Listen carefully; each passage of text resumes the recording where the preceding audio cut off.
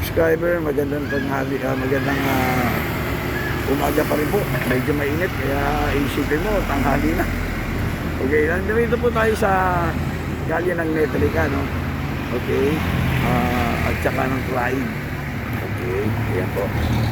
Medyo mainit po, kaya kumukover po tayo, ha. Ito po, meron po tayo ng mataan dito ng maliit na parisan. Okay, ito po yung pag-aari lang po ng isa po na simpleng bahay na ito lang po ang hanap buhay. Ngayon po, kung nadadaan po kayo rito, ha, sa kalye Dapitan po ito, along Dapitan, kalye Metrica. Ayan po. Ayan, tingnan po muna natin yung kanyang paninda. Baka sakaling kayo mapapadaan dito sa umaga, pwede po kayo mag-almusal dito. Ito po ang kanyang paninda. Ayan. Ayan. Parisan. Ayan. Pares. Okay. With rice. O, ayan po, ha. Ayan. Okay, ayan. Para makita ninyo.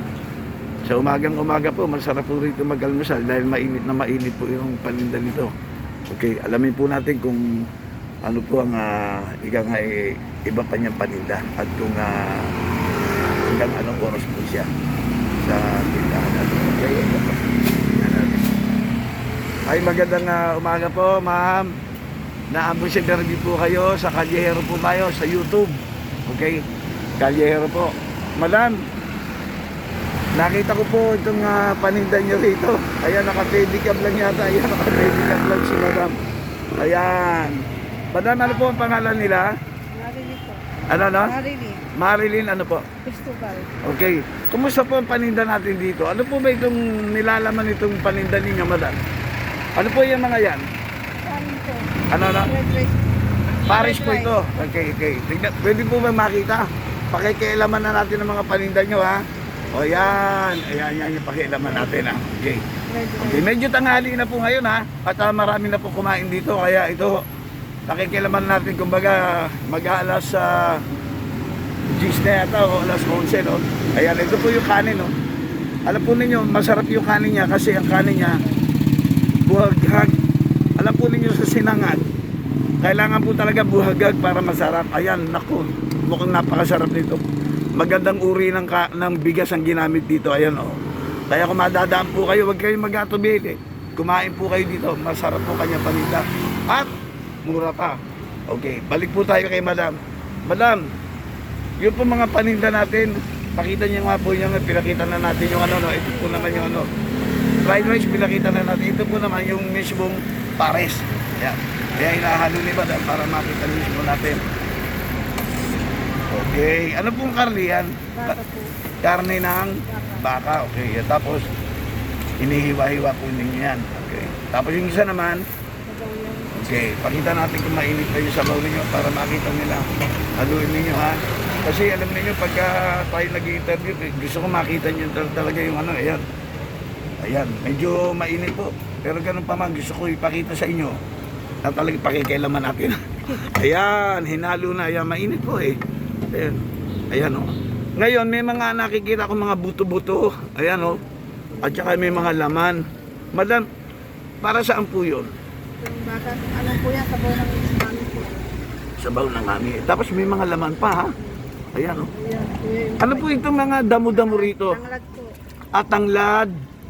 Ano po yung mga halo niyan? Tanglad, ano pa? Tanglad. Ano pa yun? Ito eh. Ha? Tanglad po. Opo. Tsaka may luya ko yata nakita. Oo. Okay. Madam, matanong ko lang po, anong oras po kayo gumigising para magpreparasyon nitong pagkain na to, madam? Anong oras sa umaga? Alas 6 po. Sige, takpan nyo na po.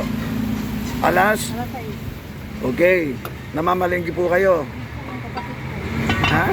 Kapatid ko pang mga malingki. Okay. So, sa umaga po, preparasyon nyo. Anong oras po kayo nagpe-preparasyon sa umaga? Cavite po. Okay, tapos, luto na ng anong oras? Yung kuya ko yung nagluluto ng Paris eh. Alas 6 po ang luto na. Alas 6. Okay.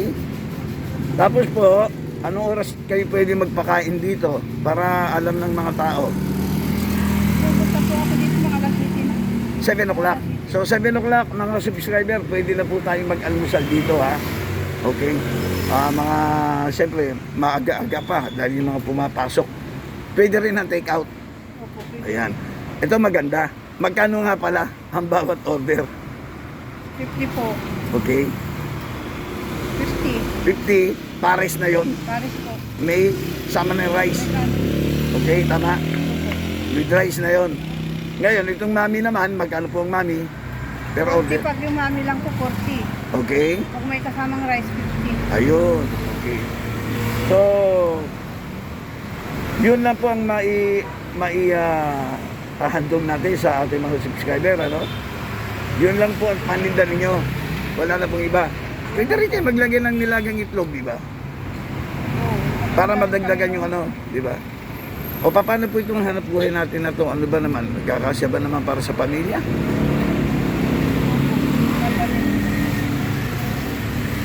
Kumusta po ba kayo? Ano po ba kayo?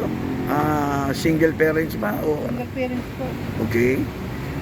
O, wala po ba tumutulong sa inyo sa paghahanap buhay? Yung kapatid ko. Okay. Yung kapatid ko ng City Lab. Bali, saan po kayo umuwi? Dito rin. Dito lang po. Oh.